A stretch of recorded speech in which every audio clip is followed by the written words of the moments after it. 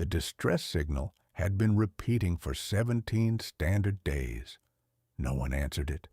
Not because they couldn't, because they wouldn't.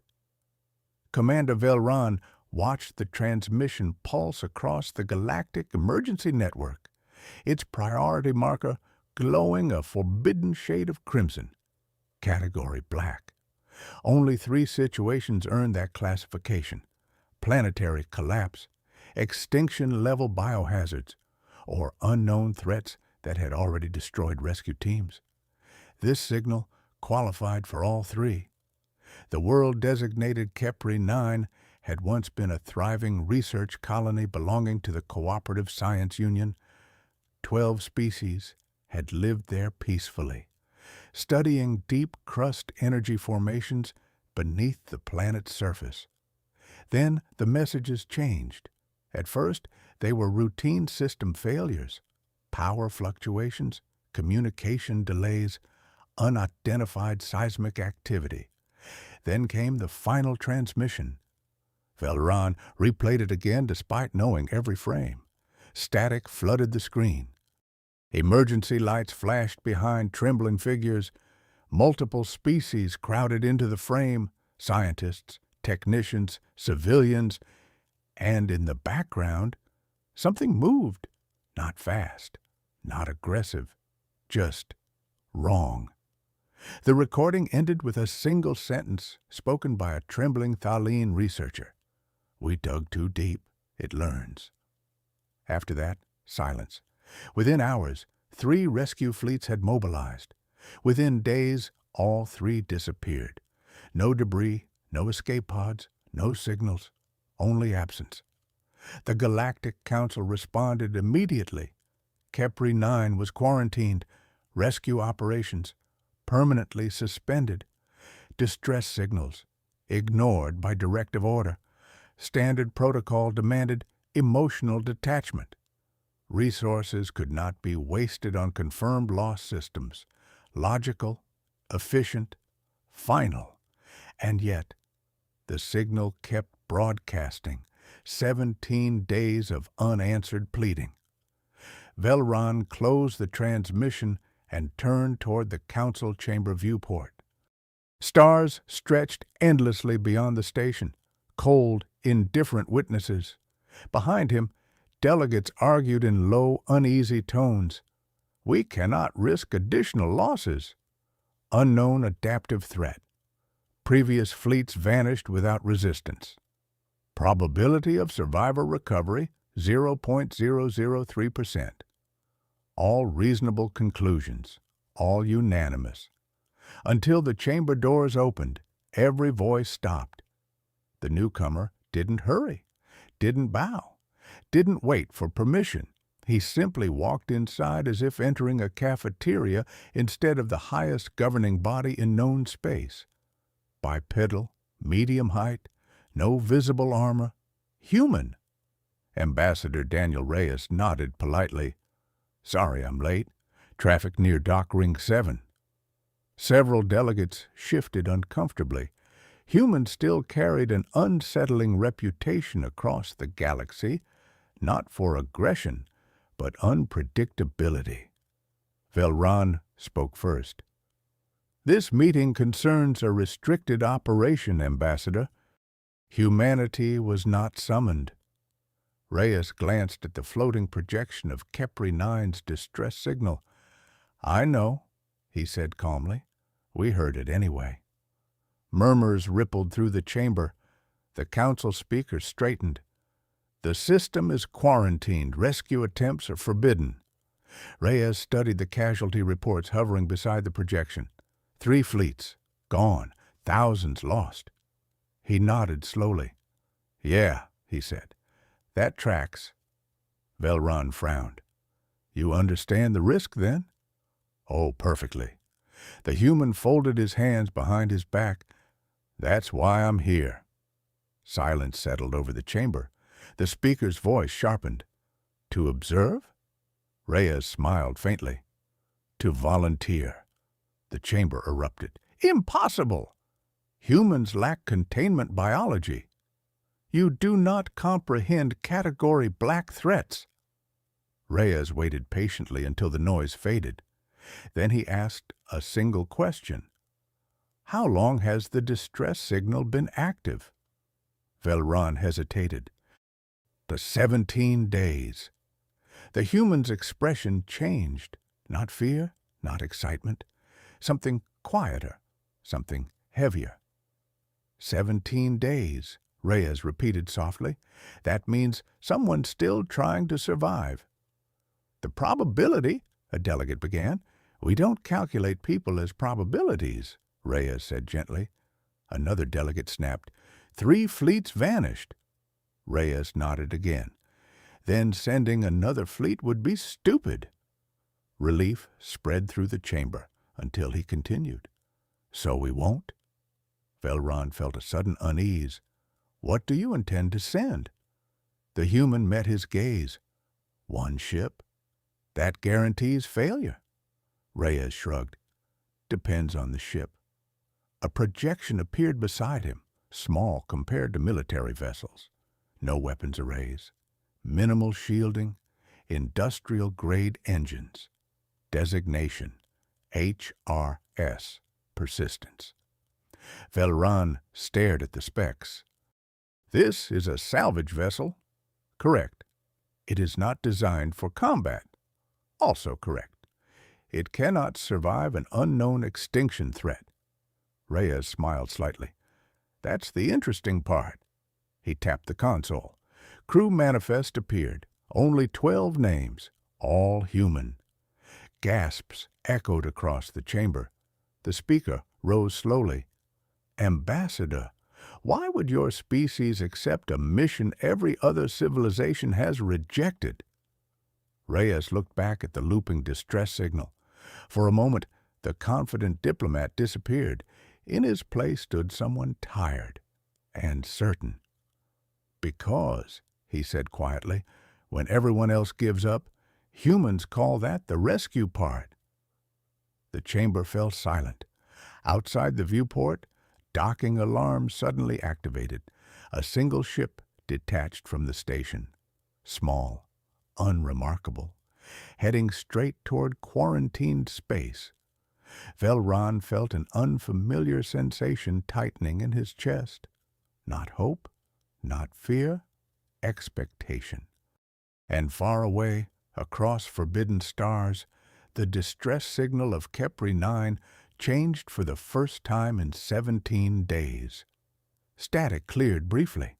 A weak voice whispered across the network. Someone answered? No ship had crossed the quarantine boundary of Keerri 9 and returned. The navigation buoys still transmitted automated warnings, their signals overlapping in desperate repetition. Biohazard, unknown, hostile presence, rescue operations terminated by council order. The HRS Persistence flew past them without slowing. Inside the cockpit, Captain Mara Ionescu muted the warnings with a single tap. "Log entry," she said calmly. "Crossing quarantine perimeter. Timestamp 0932 ship standard. If anyone's listening, we'll bring them home." Behind her, the crew continued preparations with practiced efficiency. No dramatic speeches, no visible fear, just work. Engineer Malik checked thermal shielding for the 3rd time. Pilot Chen recalibrated manual thrusters despite the autopilot functioning perfectly. Medic Alvarez secured rows of empty stasis pods. 12 humans, 1 salvage ship, heading toward a system that had erased fleets. "Receiving signal," Chen announced. The distress broadcast filled the bridge again, weaker now, distorted by interference. But something was different. "It's moving," Chen added. Captain Ionescu frowned. "Explain." "The signal source, it isn't stationary anymore." That was impossible. Emergency beacons were fixed installations, unless someone was carrying it or running. Keerri 9 appeared through the forward viewport. The planet looked wrong even from orbit. Half its surface glowed faintly with deep orange fractures like veins of molten light spreading beneath the crust. Storm systems rotated too slowly, unnaturally symmetrical. And surrounding the planet, debris, ships. Velron's fleet registry flashed automatically across their sensors. Rescue Fleet 1, Rescue Fleet 2, Rescue Fleet 3, all present, all intact. Captain Ionescu leaned forward. They weren't destroyed. Chen swallowed. No weapon damage detected. Malik spoke from engineering. Power signatures minimal, but still active. The ships weren't wreckage. They were drifting, silent, waiting. Council report said they vanished, Alvarez muttered. They did, Ionescu replied quietly. Just not the way anyone expected.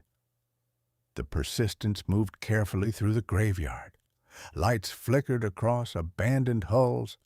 Docking bays remained open as if crews had left in a hurry or been called away. No escape pods, no bodies, no damage, only absence. A faint scraping sound echoed through the ship's hull. Everyone froze. Malik's voice came instantly over comms. That wasn't structural. Another sound followed, slow, dragging, across the outer plating. Chen whispered, "Something's outside." External cameras activated. Static filled the screens, then cleared. Nothing visible. Just darkness, and one of the abandoned cruisers slowly rotating nearby. Captain Ionescu exhaled slowly. Probably debris contact. No one believed it. The distress signal suddenly spiked. Volume surged through the bridge speakers. "Please, anyone, it hears us." The voice cut into static again. Coordinates appeared automatically on navigation. Surface location, still moving. Captain Ionescu made her decision instantly. "Set descent vector." Chen turned sharply. "Captain, protocol says orbital observation first." "Protocol also said don't come here," she replied. No argument followed. Thrusters ignited. The Persistence began atmospheric entry. As they descended, sensors failed one by one. Long-range scanners, offline. Quantum comms, interference. Gravitational readings, fluctuating beyond known physics. Malik's voice tightened. "Captain, the planet's crust is shifting under us." "That's not possible." "I know." Lightning arced upward from the surface instead of downward, striking clouds from below. The sky itself seemed to pulse. Alvarez whispered, "This place feels alive." No one corrected her. Then the ship's AI spoke. Its calm, synthetic tone carried something new. Uncertainty. "Warning," it said. "Unidentified signal detected within hull proximity." Every crew member looked around simultaneously.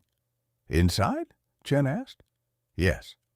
Motion sensors activated. One contact registered. Deck 3, cargo bay. Impossible. No airlock had opened. No breach detected. Captain Ionescu stood slowly. "All crew," she said, voice steady. "Containment Protocol Alpha. Nobody moves alone." The ship lights dimmed automatically. Footsteps echoed somewhere below them. Slow, measured, not mechanical, not animal, intentional. The distress signal suddenly transmitted again, clear for the first time. And this time, it wasn't fear in the voice. It was relief. "You came," the speaker said. A pause followed. Then a second voice whispered behind it. Deeper, layered, listening. The motion tracker blinked. One life form became 2, then 5, then dozens, all appearing at once, inside the ship. Captain Ionescu stared at the readings and realized the Council had misunderstood something fundamental. The fleets hadn't disappeared after arriving. The planet hadn't attacked them. They had brought something back with them, and now it was awake. The motion tracker kept adding signals, 7, 12, 23, all inside the HRS Persistence, none detected entering, none triggering alarms. Captain Mara Ionescu felt the bridge grow very quiet, not panic. Humans rarely panicked first. They observed. "Seal internal bulkheads," she ordered. The ship responded instantly. Heavy doors slid shut across corridors, isolating sections of the vessel. The tracker flickered. Half the contacts vanished, then reappeared somewhere else. Engineer Malik swore softly over comms. "They're bypassing physical barriers." "That's impossible," Chen said. Malik answered immediately. "Yeah, adding it to the list." The distress signal activated again, louder now, echoing through internal speakers without authorization. "You shouldn't have come," the survivor said weakly. "It learns through proximity." Captain Ionescu stepped closer to the console. "Identify yourself." Static crackled. "Researcher Sel Kareth, Cooperative Science Union, last survivor." A pause, then breathing, uneven, exhausted. "They don't chase," Selkareth continued. "They follow awareness." Alvarez frowned. "What does that mean?" The answer came slowly. "The more you notice them, the closer they become." Silence spread across the bridge. Chen laughed nervously. "That's not how physics works." "No," Selkareth whispered. "It's how they work." A sound echoed from Deck 3 again. Knocking. 3 slow impacts against metal. Everyone froze. Another knock followed, perfectly spaced, almost polite. Malik's voice lowered. "Captain, permission to check cargo bay?" Ionescu considered for exactly 2 seconds. "Negative. Cameras first." External feeds activated. The cargo bay appeared empty. Rows of secured equipment, stasis pods, supply crates. Nothing moving. Then Chen noticed it. Zoom left. The camera adjusted. At first it looked like a shadow cast by stacked containers, except the lighting hadn't changed, and shadows didn't bend. The shape stretched upward along the wall, too tall, too thin, edges blurring like heat distortion. No features, no eyes. Yet everyone on the bridge felt the same instinct at once. It was looking back. The feed cut to static. Heart rates rose across crew monitors. Captain Ionescu spoke calmly. "Status check." One by one responses came. Engineering steady. Medical ready. Navigation online. Routine words. Human ritual against fear. Alvarez exhaled slowly. "Why isn't it attacking?" Selkareth answered before anyone else could. "Because you are calm." The bridge went still. "They attacked the first fleets immediately," the survivor continued. Panic accelerated manifestation. Chen blinked. "You're saying fear makes them stronger?" "Yes." A long pause followed. Malik chuckled quietly over comms. "Well," he said, "they picked the wrong species then." The knocking resumed. Closer now. Behind the sealed bulkhead leading to the bridge corridor. 3 knocks. Pause. 3 knocks again. Rhythmic. Testing. Captain Ionescu stood. "Open channel to cargo bay audio." The microphone activated. For several seconds nothing happened. Then a sound emerged. Not speech. An imitation of speech.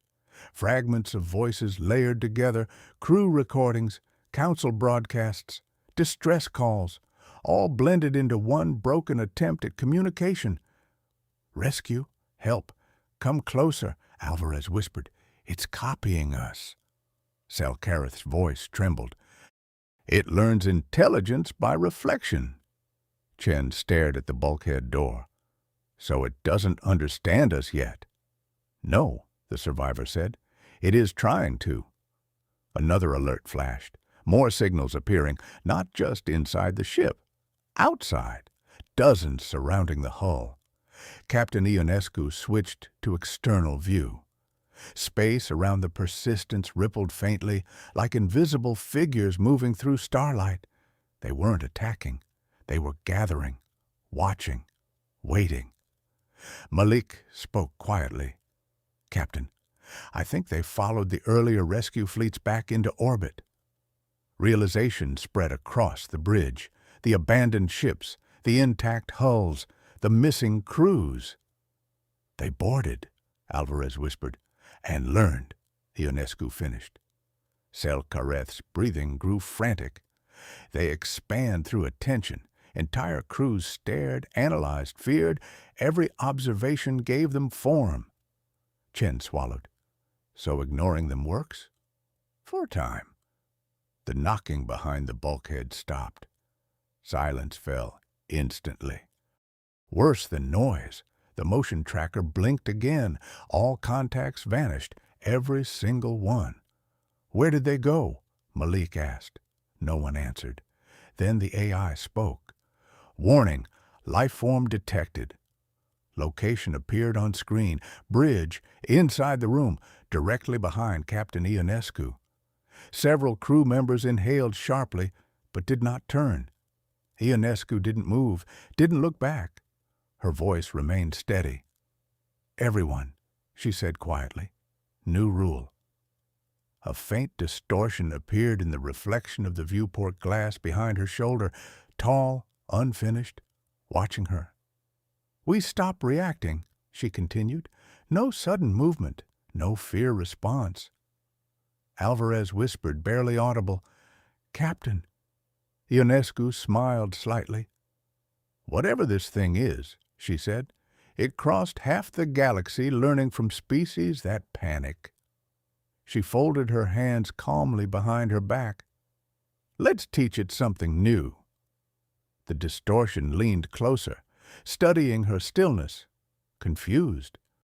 For the first time since entering the system, the entity hesitated, and far below them, on the surface of Keerri 9, something massive shifted beneath the planet's crust, as if the intelligence controlling the phenomenon had finally noticed something unexpected. Resistance. No one turned around. Every instinct screamed to look. Millions of years evolucji wymagały перевірити загрозу позаду себе, but on the bridge of the HRS Persistence, 12 humans deliberately ignored instinct. Captain Mara Ionescu kept her eyes on the viewport. Stars reflected calmly across the glass, and within that reflection, the distortion remained. Tall, incomplete. Its outline flickered as if reality struggled to decide where it belonged. The entity leaned closer, waiting for fear, finding none. "Heart rate stabilizing," Alvarez whispered, watching crew vitals. "Elevated, yes, but controlled. Measured breathing, slow movements. Training taking over where instinct failed." Selkareth's voice trembled through the speakers. "I don't understand. The others couldn't do this. Panic was unavoidable." Malik answered quietly from engineering. "Humans panic too."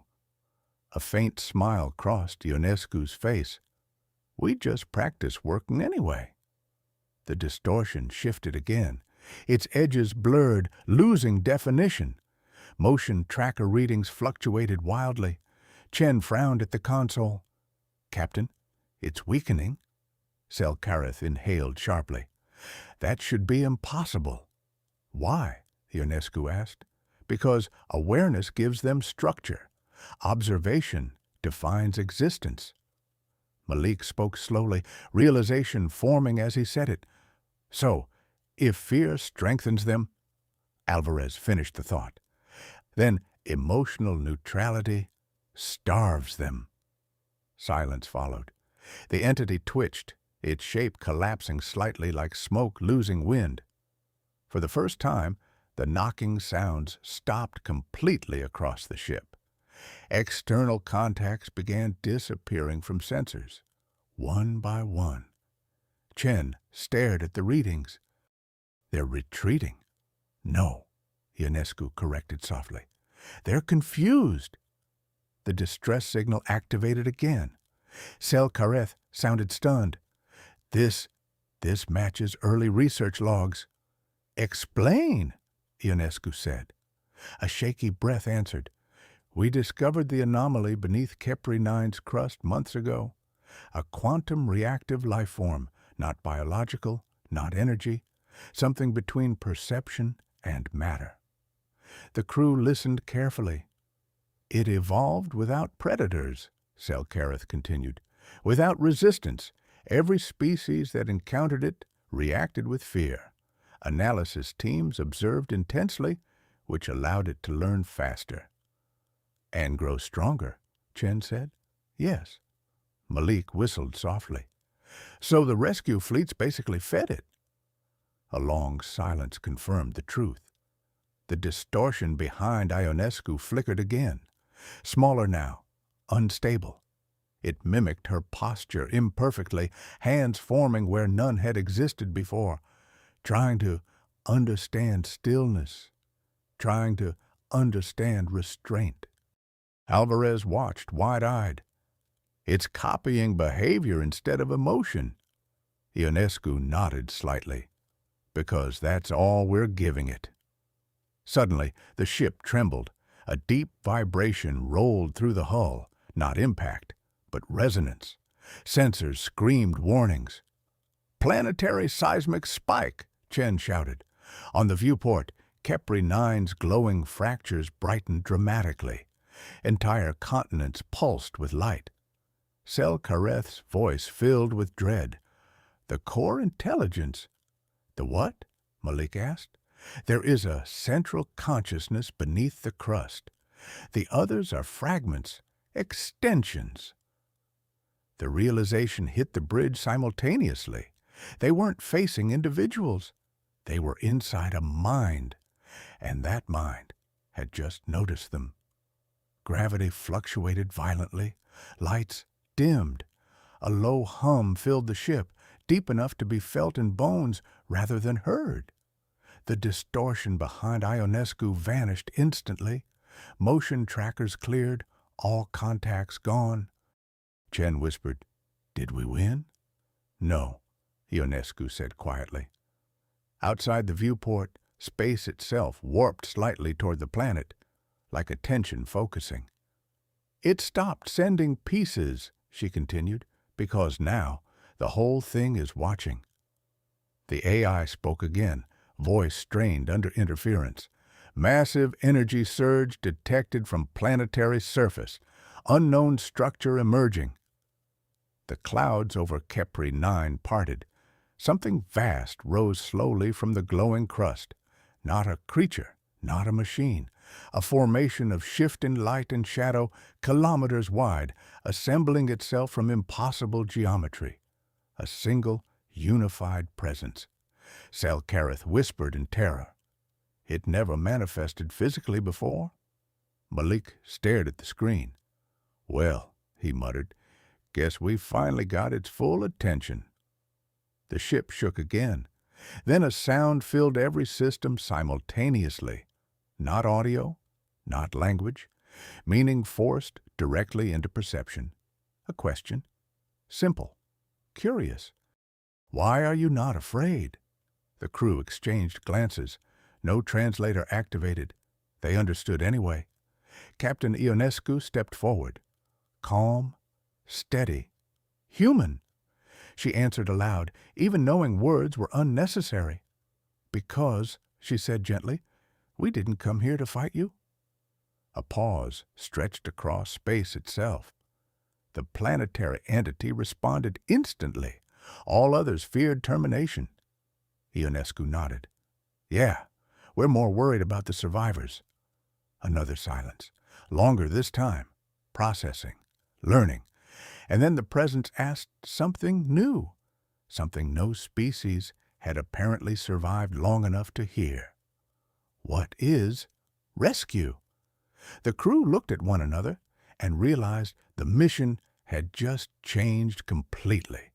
The question lingered inside their minds, not heard, understood. What is rescue? Outside the viewport, the vast planetary presence waited. The impossible structure hovering above Keerri 9's surface shifted slowly, its geometry rearranging as if uncertainty itself had taken form. Captain Mara Ionescu stepped closer to the glass. 12 humans stood behind her, one species, speaking for thousands that had vanished. She answered carefully. Rescue means, she said, someone is in danger, and you go anyway. The presence pulsed faintly. Danger results in termination. Avoidance is optimal. Malik muttered under his breath, Yeah, that sounds like the council. Ionescu almost smiled.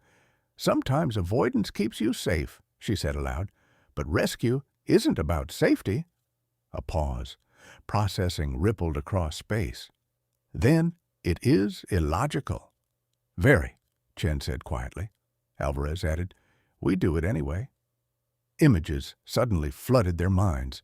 Not memories, records. The entity was showing them what it had learned. The first rescue fleet arriving, disciplined, confident. Then confusion, fear spreading as shadows appeared where sensors found nothing. Crew members watching monitors obsessively, analyzing, panicking, the entities multiplying with every terrified observation. Ships overwhelmed not by violence, but by escalating awareness. The second fleet arrived prepared for combat. Weapons fired into empty space. Fear intensified faster. Manifestations grew stronger. Crew vanished one by one as panic cascaded. The third fleet never even entered orbit calmly. They arrived already afraid. The outcome had been immediate. The vision ended. Silence returned. Sel Kareth whispered, horrified, We taught it to become a threat. Correct, the presence responded. You defined me through fear. Ionescu nodded slowly. And now we're teaching you something else. Another pulse of curiosity. You do not seek destruction? No. You do not seek escape? No. The question came softer this time, almost uncertain. Why remain? Ionescu gestured toward the distress signal still blinking on their console. Because someone asked for help. For several seconds, nothing happened. Then new signals appeared across sensors. Life signs, hundreds, hidden within the drifting rescue ships. Stasis chambers, emergency shelters, crew members who had shut themselves away when chaos began. Surviving unnoticed. Chen gasped. They're alive! Sel Kareth broke into shaky laughter. The entity stopped perceiving them once panic ended. Malik leaned forward. It literally forgot they existed. The presence spoke again. They were quiet. They caused no intensification. Ionescu nodded. Exactly. They survived by staying calm. A long pause followed. Then the massive structure above the planet began to change. Its impossible angles softened. Light dimmed. The oppressive pressure surrounding the ship eased. I do not desire termination, it said. We know, Ionescu replied. I reacted to input. Also very human, Malik murmured. Escape corridors opened automatically across nearby ships. Docking systems powered on. Navigation lights blinked alive for the first time in weeks. The entity was helping, guiding, learning. Rescue requires preservation, it concluded slowly. Ionescu exhaled. Yeah, she said. You're getting it. Then the presence asked one final question. Am I the threat? The bridge grew quiet. Ionescu considered her answer carefully. No, she said at last. You were just alone. The planetary light dimmed further, almost relieved. Evacuation took 36 hours. Shuttles moved constantly between drifting fleets and the HRS Persistence, awakening survivors who believed rescue would never come. Many stared in disbelief when they learned who had answered the call. Humans, the species considered emotionally unstable by half the galaxy, illogical by most, reckless by all, yet somehow successful. Commander Velron watched the reports arrive at the Galactic Council in stunned silence. Survivors recovered. Thousands. Rescue fleets intact. Unknown anomaly cooperative. Casualties during human operation 0. The chamber remained speechless as the final transmission from Captain Ionescu played. Behind her, alien survivors worked alongside human crew members. No fear, only exhaustion and relief. "The situation on Keerri 9 is stable," she reported. "Entity classified as non-hostile adaptive intelligence. Recommend continued peaceful contact." A delegate whispered, "They negotiated with a Category Black threat." Velron corrected quietly, "No." He watched humans helping frightened survivors into medical bays. They understood it. Far away, above Keerri 9, the planetary intelligence observed departing ships. It processed new concepts endlessly. Fear no longer defined interaction. Observation no longer required escalation. It had learned restraint. From the only species that approached danger without demanding certainty. Before the human ship entered hyperspace, the presence transmitted one final message. Not words, understanding, directed only toward the persistence. Rescue is when you go toward the unknown, so others may return. Captain Ionescu smiled as the translation appeared. "Yeah," she said softly. "That's pretty much it." Stars stretched into light. The ship vanished into hyperspace. Weeks later, the Galactic Council amended its emergency doctrine. A new clause was added beneath Category Black protocols. In events involving unknown adaptive phenomena, consultation with Human Rescue Command is strongly advised. Privately, Velron added his own note to the archive, a conclusion drawn from observation rather than theory. The galaxy had believed courage meant defeating monsters. Humans had demonstrated something stranger. Sometimes the monsters were only waiting to be understood. And sometimes the bravest species was not the strongest one, but the one willing to answer a call everyone else ignored.